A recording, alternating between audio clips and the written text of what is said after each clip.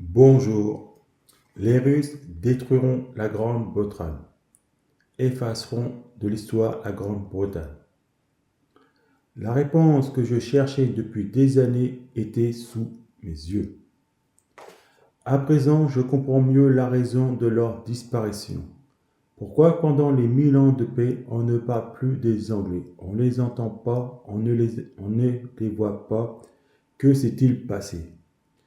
Et pourquoi l'Éternel les a ressuscités à l'ouest-sud de Jérusalem, et non sur leur terre natale, la Grande-Bretagne?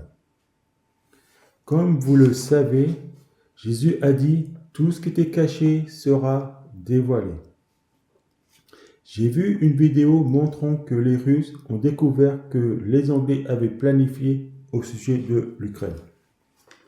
Moi, j'y crois fortement.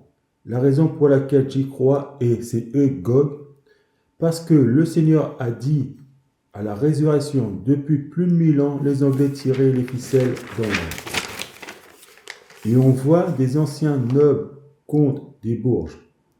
Et ces nobles ont toujours voulu prendre la place du roi, le renverser, mais ils ne parvenaient pas. Jusqu'au jour où l'Éternel leur donna la conscience du nombre. Et ils ont eu l'idée de créer pouvoir au peuple. Ces bourges de sectes ont fondé la franc-maçonnerie.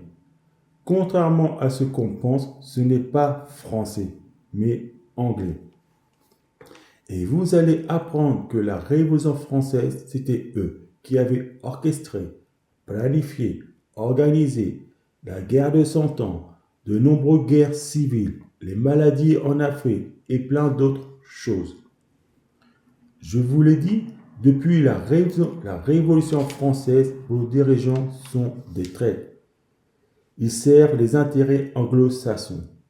Et ces sectes ont placé un peu partout leur argent, leur agent maçonnerie. À présent, les Russes prennent conscience que l'Ukraine a subi un coup d'État des anglo-saxons et mettent un dirigeant qui serve leurs intérêts, comme à Venezuela avec Maduro. Et en France, c'est pareil. Les dirigeants doivent servir les intérêts anglo-saxons. Sinon, une révolte comme avec le général de Gaulle. Pourquoi les nations doivent servir les anglo-saxons? La réponse est très simple. Vous verrez à la résurrection, ils diront aux Juifs, nous avons surpassé Dieu, surpassé son Fils. Vous avez compris, ce sont des tarés. À présent, revenons à nos moutons. Pourquoi les Russes détruiront la Grande-Bretagne? Après l'assassinat de l'homme de Dieu, les Russes n'auront plus de doute, car ils l'ont assassiné pour avoir établi la paix. Car, au grand regret, jamais, absolument jamais, ils pensaient les généraux allaient rejoindre le camp de son serviteur. Et c'est un choc pour toutes les finances. Le grand monarque a mis le plan en déroute des Anglais, le plan contre la Russie. Et oui, ils avaient déjà planifié une guerre nucléaire contre la Russie. Et la France était le bouc émissaire, le sacrifice pour ces anglo-saxons. Mais l'homme de Dieu a tout mis le plan à la poubelle. En éliminant, il pensait mettre un autre dirigeant. Malheureusement, cela n'aura pas lieu.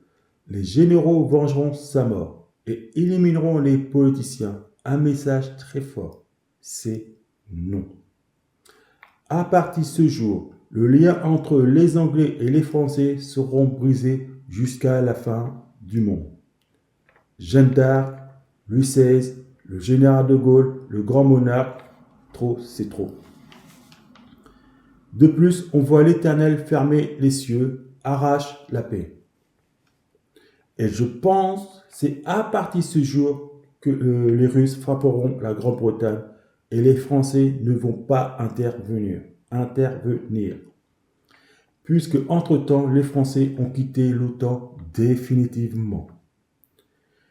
Et vous persistez toujours que Gog, c'est la Russie. Vous connaissez les Juifs, vous connaissez les rabbins. qu'est-ce que les rabbins disent au sujet du Mashiach?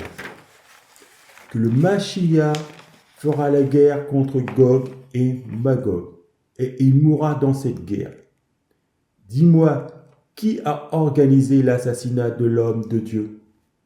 N'est-ce pas le premier ministre d'Israël, le prince arabe, le prince anglais? Mais vous allez me dire qu'ils sont trois. Ok.